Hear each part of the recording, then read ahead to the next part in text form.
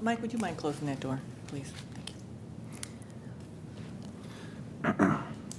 The chair will call to order the meeting of Community Unit School District 201 Board of Education today, November 27th, 2012. Roll call, please, Mrs. McMahon. Mr. Armstrong? Here. Ms. Caparelli? Here. Mr. Charleston? Here. Mrs. Charlton? Here. Mrs. Hancock? Here. Mr. Price? Here. Mrs. Thomas? Here. If we could stand for the Pledge of Allegiance, please. To the flag of the United States of America and to the republic for which it stands, one nation, under God, indivisible, with liberty and justice for all.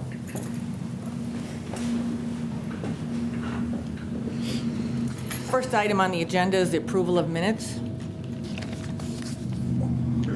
First, October 23rd, 2012. The chair will entertain a motion to approve the minutes of the October 23rd, 2012 regular meeting of the Board of Education as presented. So moved. Second. All in favor? Aye. Any opposed? Motion carries. The chair will entertain a motion to approve the minutes of the closed session of the October 23rd, 2012 regular meeting of the Board of Education as presented. So moved. Second. All in favor? Aye. Any opposed? No? Motion carries.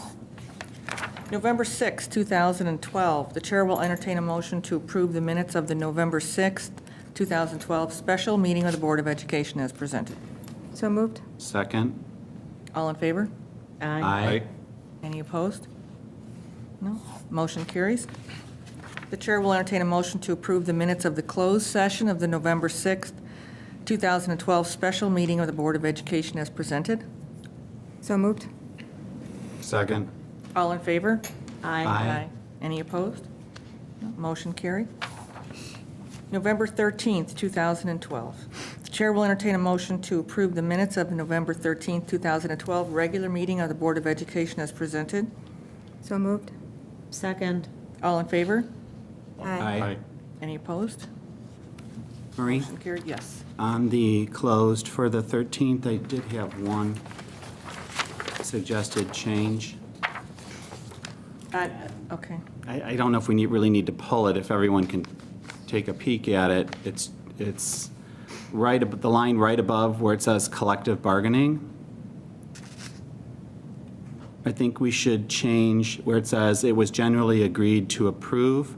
I think it should read it was generally agreed to amend You're on page, oh, okay. on page 1 of the closed session minutes for November 13th. Now, if anyone wants to talk about that, we'll have to take it into closed. Yes, I think that's correct, right? To amend, Right, amend, I think would be. to approve the minutes, amendment. Is that what you're, Yeah, it wasn't, Okay. it wasn't approved, it was amended by us Amended. after discussion. okay. Yeah, anybody else have any comment on that? No? Okay. But do we have to approve as well as amend? No, he just wants that, I just know. want to change the word from approve to amend. because when we came out after that, Then we approved. we approved it, but we called on it the as amended. Okay. Okay. Chair will entertain a motion to approve the minutes of the closed session of the November 13, 2012 regular meeting of the Board of Education as amended. So moved. Second. All in favor? Aye. Aye. Any opposed? No. Motion carries. Are there any public comments? Okay. The next item on the agenda is the consent agenda. I want to, I have a couple of questions about board policy, so I'd like to ask those at some point. Does anybody else have anything else on the consent agenda? So are we pulling the board policies and then doing the consent agenda and then doing them? I just have a question, and Okay. so if that's okay, I'll do that, and then, are we okay with that? Okay. On the October, I'm sorry, on the 2-200, just on the first page, after footnote 2, in the middle of the first paragraph, unless otherwise specified, all meetings are held, this says in the district's main office. Should we just put Westmont Village Hall? That's for general board meetings? Yeah, we could do that. Okay. Now, there is a, there's a, then it goes on to other types of meetings, the regular meetings and then like special meetings and such, but just that one. That's all I had.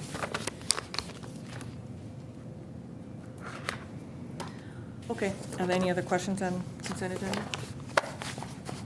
The chair will entertain a motion to approve the consent agenda as amended.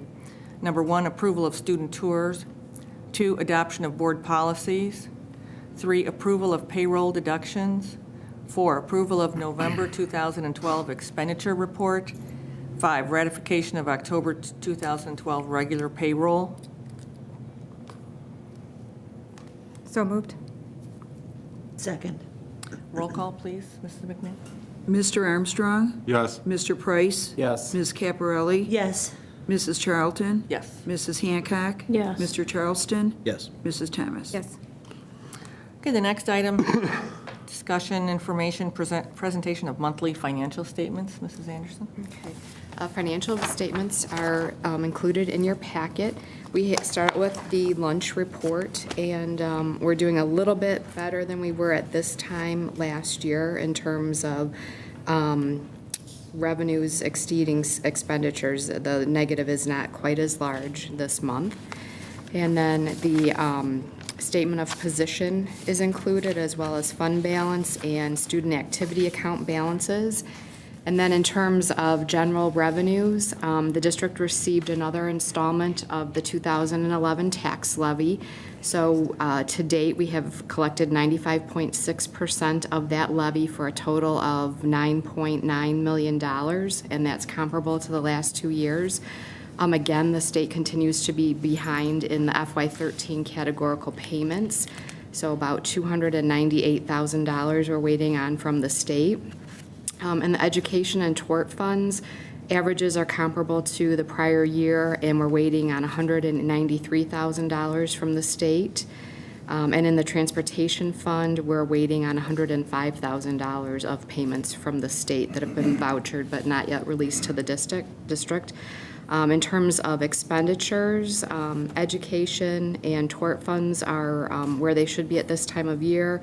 Transportation fund, the expenditures are below average, but that's because we've received some of the Westway coach invoices late. So by November, we'll be caught up with that, and we should be on target there. And then in terms of the operation and maintenance fund, we're about where we should be at this time of year, given that last year we had life safety projects, and we don't have those this year. Does anyone have any questions?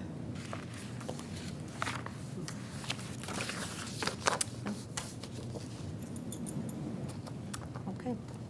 The next item on the agenda, superintendent's report. Just a couple items. One is tomorrow night is our joint committee meeting. We were scheduled that from the 20th, and that'll start at 6:30 in the high school commons. And again, this is our facilities, strategic planning, climate, and finance committees are all meeting. And again, as far as facilities, Steve Cashman should be able to join us to continue that process of prioritizing projects. And actually, Kim had mentioned that the finance committee also may be a part of that as well, because of the impact with finance, which is one of the reasons why we chose to meet on the same evening to afford that interaction. So that will be happening tomorrow night. The Tri-I conference, I thought the board attended, and Kim and I, that might be an opportunity to share out a little bit if you'd like. And I know one of the more meaningful sessions I attended was transforming your schools in 180 days, which, for two reasons. One is a lot of what, it was actually a school district from Indiana presenting, and their data was very impressive over 4 years, the significant increases they had on, in student achievement on their state standardized test. And it was a comprehensive literacy program, which the nice thing was it wasn't going out and purchasing anything, but rather, there was staff development involved, and then also a true commitment to reading and writing within the district, and it can be utilized K through 12. And there are some elements that we already have in place in terms of the professional learning communities that we've implemented and some other literacy strategies. So I think by also implementing some of the strategies that they were using, we could also have that comprehensive program that they're using, and really at no additional cost to the district. So I was very excited about that. And at our next admin meeting, that's one of the things that we'll be discussing as an admin team. And then I don't know if there's anything else anybody else would like to share. I guess I'll share that, on Saturday, I went to a couple different of the meetings there, and one of the things I sat in on was education reform, and there's a lot coming down the road here very, very quickly for us. They're going to attempt to balance out the test scores between the ISATs and the PSAEs to help give parents a better reading on that overall number. There's going to be a new report card next fall. They're going to try to change the reporting. Instead of doing a K through 8 in high school, they're going to do 3 through 11th grade. So I found that, they think that's going to be a better balance of how the students are really performing. And then Joel and I also attended one called Partnering with Community Colleges, and I know that we both came out of that with very good ideas about it. Mine was slightly different than what Joel's is, I'm sure, but they basically have a few goals. One of the things that this school did is they partnered with their local community college to increase awareness in freshmen about being college ready. Okay, and what being college ready really means. And if you can focus hard enough as a freshman in high school under this program, you could actually even come out with an associate's degree by the time you graduate high school, provided that you're partnered with the right colleges and that the programs are set up right. But it was definitely very informative, and hopefully something we can at least take a look at in the near future. So I'll add a little bit to that as well. And it seemed like obviously the goal was to reduce remediation at the college level so that students coming in from high school are better prepared for the rigor of college courses, because I guess oftentimes they end up wasting a whole year. They can only take the remedial classes. They can't take other classes at the same time, so until they've completed that remediation. So they wanted to reduce that occurrence. And they found that just the overall exposure and the curriculum alignment between the high school and the community college was important. So there were a number of meetings and collaboration between the community college and the local high school to ensure that that was happening. And a lot of the parents were happy with that program because students earned college credit and they didn't have to pay for it, in essence. So it seemed to be a real beneficial program, and they found that college attendance went up for their students. And I know, with so many of our students going on to COD, I think there's certainly some opportunities there to explore something like this. So this was Shawnee Community College and Vienna High School, and I didn't write down the town, but it was a very downstate Illinois district. So. Okay, I went to a parliamentary procedure, which was very entertaining. But the first one actually was a very entertaining, interesting discussion. This was Friday. It was about leading across generations, and it was an expert that talked about how generations work, and to talk about the difference in individuals based on where your generation is. And it was interesting because it talked about how it can help leaders in schools engage with their teams and to motivate the individuals, which in our case are the students. And they talked about different things about like how we communicate, where in baby boomers generations might, pick up the phone. Well, our teenagers really aren't picking up the phone anymore. So it was a very interesting thing, and I know you've talked about that in some of your coffees and things about how we want to reach out to our students in a way that they hear. So I thought it was a very entertaining and informative workshop. And then the one on the parliamentary procedures, it was very well done, and one of the presenters was Barbara Toney from the ISB, who we know. And then there was another woman there, and they just talked about balancing parliamentary procedures with the way boards work. And they said the overall common concern is common sense and common courtesy. The one thing that they talked about that I thought was very interesting was that they talked about the rules of the organization, and wherein and they've always talked about using Robert's Rules light, because many times laws take precedence over Robert's Rules. So there's national laws, state laws, and our own adopted rules of order. And the one thing that I learned and I'd like to do is obtain a copy of Robert's Rules of Order, the 10th edition. And they talked about that it's probably good to have at board meetings. So I'm going to see if we can get that so that we can have that at our board meetings should any questions come up. But they definitely talked about different things about our, as a public body, and many of these things we follow, which I was very happy to see. Minutes are published, and they can actually be used in a court of law. So, because there were some questions at the meetings, like why is there such an emphasis on minutes at board meetings? So I thought that was interesting. And then there was something else that I thought I'd bring up and I'd throw out there if something we want to talk about or not talk about. But they had a thing about most frequently asked questions, and one of them was about when you're voting. They talked about different ways, different people, different groups vote. And they did say that it was allowed to pass on a vote. So, and I know that, we do it differently in different towns and things, but they said that if you're not ready to vote and want to be called on after the others have voted, you could do that and say pass, and then you come back to that person.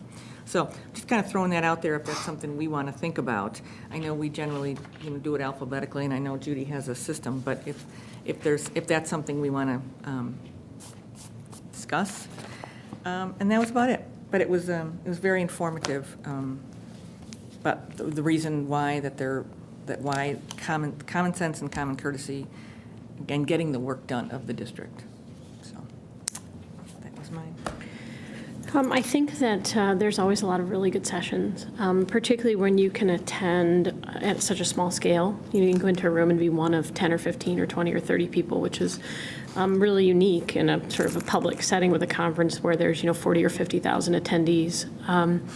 But it was interesting because for me this year, the session that I found most engaging was actually the second general session. And for people that don't know, the general session is where pretty much everybody that attends the conference is able to attend. So it's 40 or 50,000 people in a giant conference room, but always an engaging event. But this year I thought particularly so because Diane Ravitch was the keynote speaker, she's a former Secretary of Education and considered one of the U.S. sort of leading experts on public education. And it was interesting because the IASB actually did a summary after her presentation and kind of boiled this whole very passionate about public education speech down to 7 sort of key points that she wanted people to walk away with. And I think that they're very important for us to be thinking about as well, because she is, a true a leader in public education and in accomplishing the goals of public education and recognizing that, the strength of the middle class and therefore the strength of our economy is, really built around this institution that we're serving. And she really focused on everything from prenatal care through early childhood education, and then medical checkups and support at home, reducing class size, balanced curriculum. Two really big ones she emphasized repeatedly during her speech were stop ignoring segregation and poverty. So, recognize them and treat them and be above the table about those items. And then the big one she hammered home on a just regular basis was using tests for diagnostics, not for punishment. So the whole notion that we test and test and test, and then there's some kind of consequence right? They're not used for diagnostic purpose. They're used to have consequences of, you're a failing school, you're a failing class, you're a failing teacher, you're failing whatever, and really advocating very hard to move away from the sort of crime and punishment nature of testing and really, focus on what the needs are of each body that's tested and using them for diagnostics. And it's just interesting in a time when there's so many competing interests in education to have this person who is such an icon in public education and for Illinois, for our Association of School Boards to get somebody of her caliber and national recognition is remarkable by itself. And then to have her come and just be so emboldened and passionate about what we're trying to accomplish for every child, it's just really powerful experience. I went to obviously, that I'll reiterate all that Shannon just noted about what Diane Svetich shared, but went to a mobile devices session, which was a downstate district, went out and bought a whole bunch of iPads, effectively, that were networked into the district's network for students to use for different curriculum, different aspects of curriculum within their buildings. In particular, the thing I think that stuck, that jumped out at me was what they talked about primarily was not just that the tool, was an interesting tool, but that it increased dramatically student engagement. Just that they are much more, engaged in the learning process when it's built around something that they understand and enjoy. So, there are clearly some, there was a question later about, have you had any, sort of security breaches or inappropriate content type stuff. And they do allow, personal devices as well if somebody has an iPhone, but, along the lines of no 4G allowed, and you can only, in terms of the web, you can only get, use the web through their server and through their systems. So, again, the thing to me was, in terms of using mobile devices, not just for integration into curriculum, but how it impacted, from their vantage point, student engagement. Just add that it's a great opportunity to try iConference for us to go and obviously learn things. A lot to learn down there. I will say that keynote speech was referenced in all 3 of the panels that I went to on Saturday. So I wish I had made it to that keynote speech because it sounded as though. There is on the IASB website, if you go to the 2012 conference and you link and you click for general session number 2, they've got a sort of a summary. Right. They kind of paraphrased and just went through, which it at least gives you, the flavor of sort of her approach to the world of education.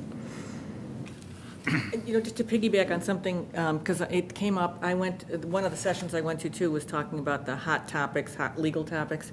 And one of the things they talked about was that now, and we have all heard this, that as board members, there's certain regulations that we need to attend in terms of training. And one session that they offer, and there's an additional fee for it, is the Open Meetings Act.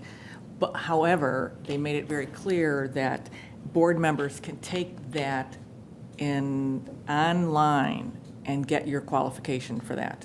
Because one of the new things that they have to start doing is posting board member education and qualifications. So I just wanted to share with everybody that we can do that required course online through the ISB. So I also forgot one other thing. Diane Ravitch she's written dozens of books, but her current latest and greatest hit is the death and life of the great American school system. And if you want to know what her speech was about, anybody out there in the world, that book walks through not just her current position, but starting in the Bush and Clinton era when she was in part of the Department of Education, and how much her opinions about things have changed and why they've changed. I mean, there's a tremendous amount of insight in that book on how she went from being, one of the strongest supporters for No Child Left Behind to being, like the strongest voice against it. And she literally writes about her thought process and how she went from, sort of one side of the coin to the complete opposite over the course of time that she interacted with these ideas. A very interesting book. Then one other thing, and this was in your orange folder, on December 5th, the College of DuPage is hosting a Downers Grove Westmont Community Night. And it's also Downers Grove Mayor Tully and Westmont Mayor Ron are also facilitating the event.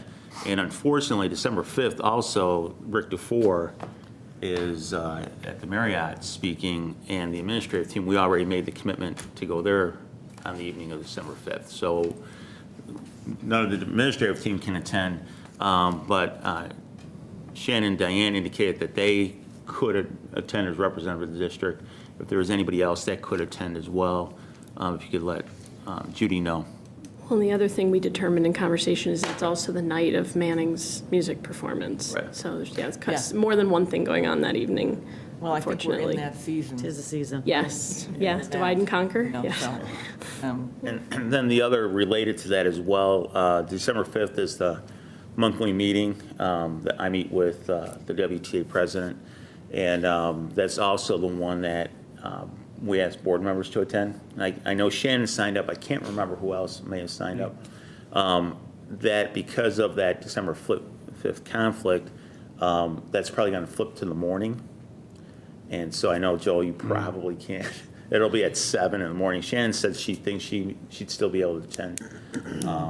And if Shannon can't, no board members can, then I'll talk to Laura about not only, looking at a different date then as well.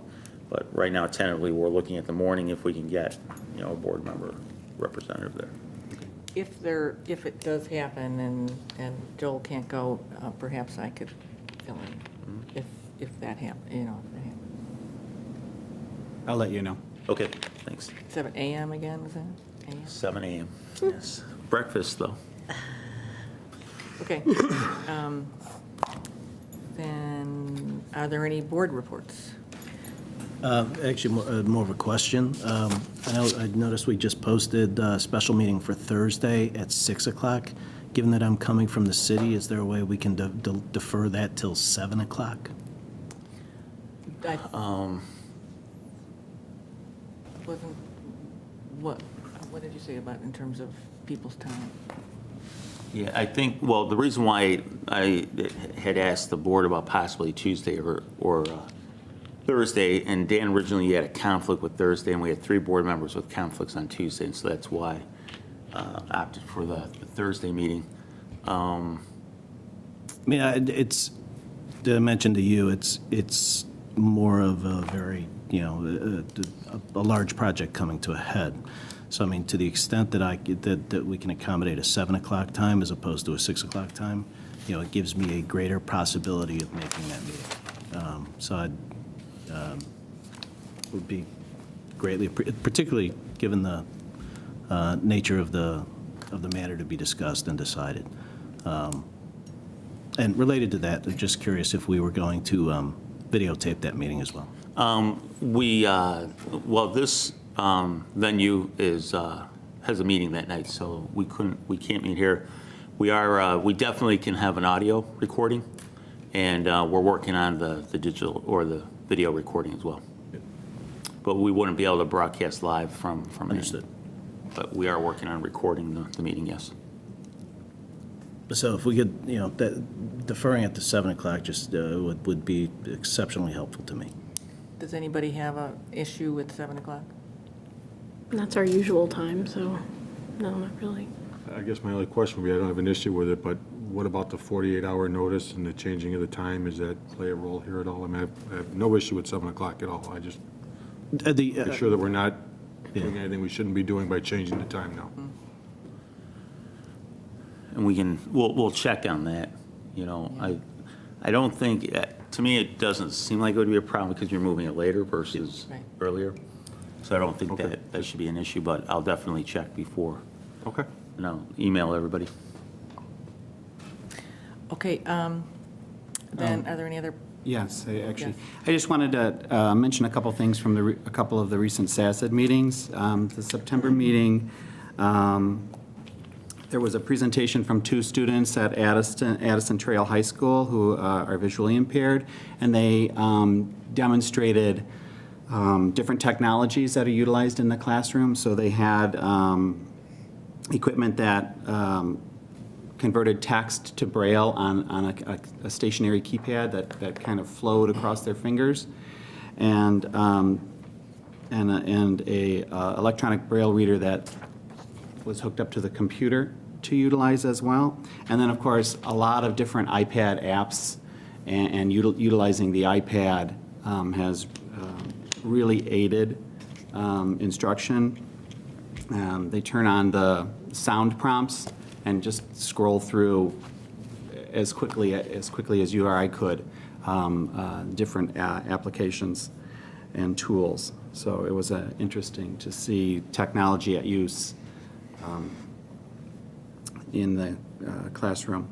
From the financial side of things, the fiscal year 12 for SACID, they ended up with a surplus of approximately $1.5 million, and that was primarily due to more receipts from state grants and Medicaid funds that came through. So that should help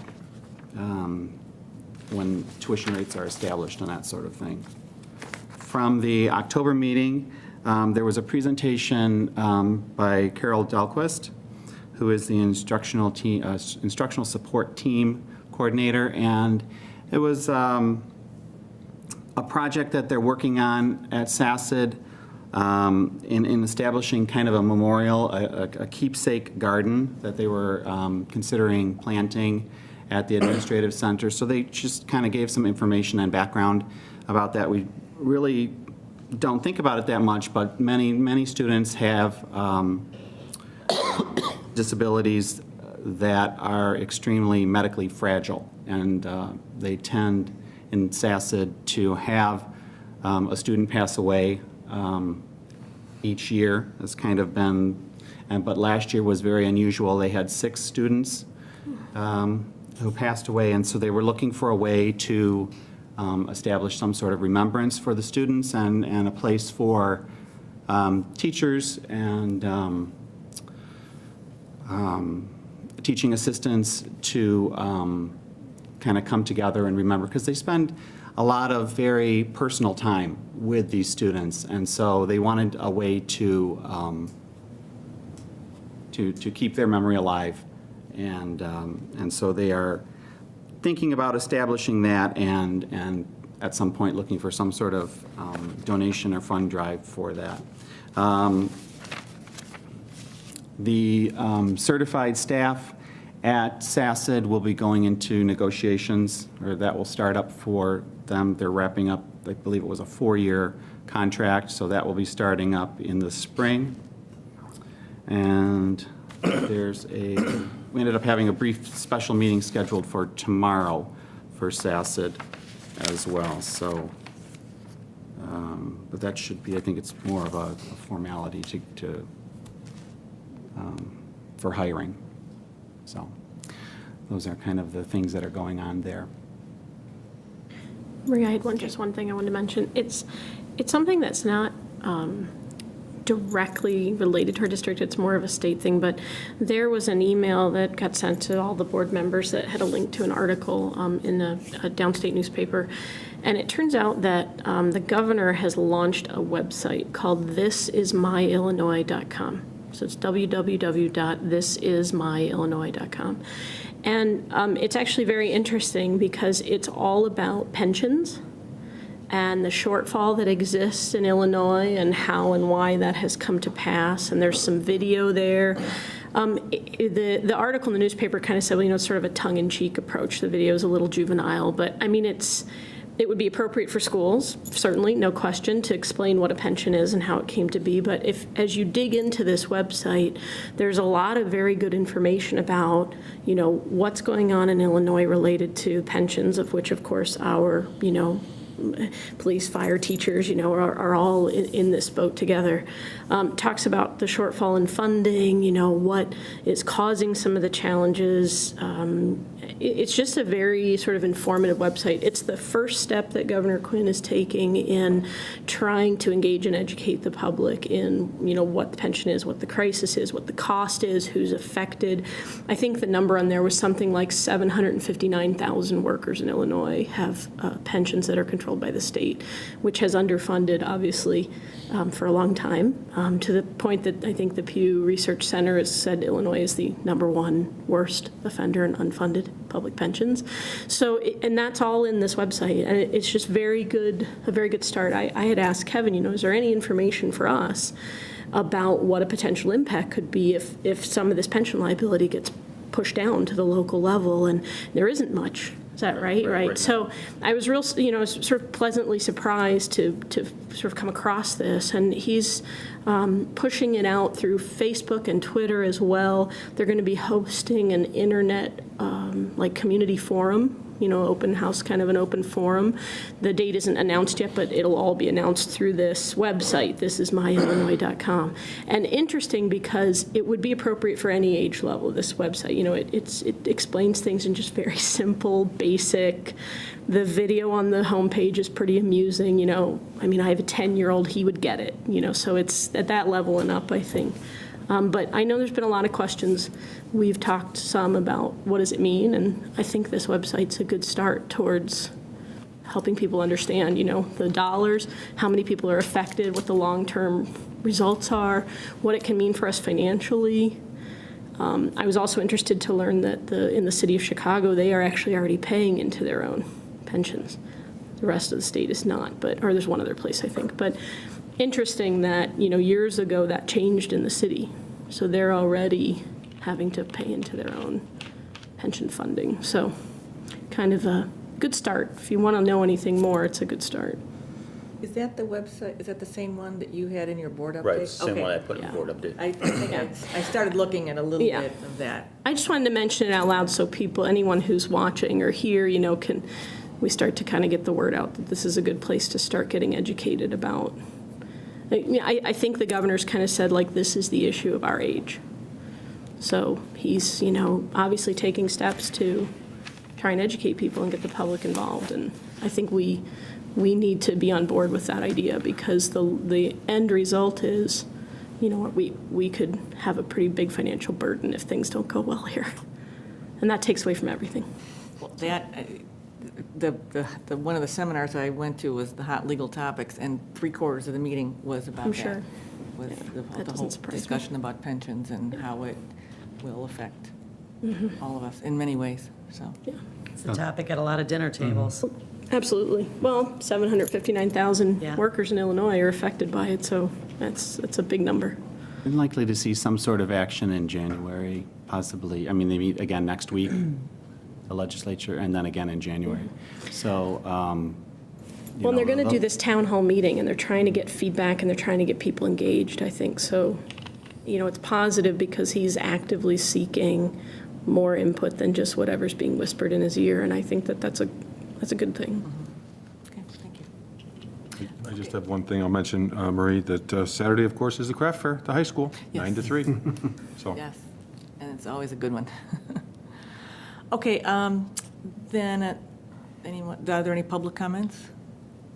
No?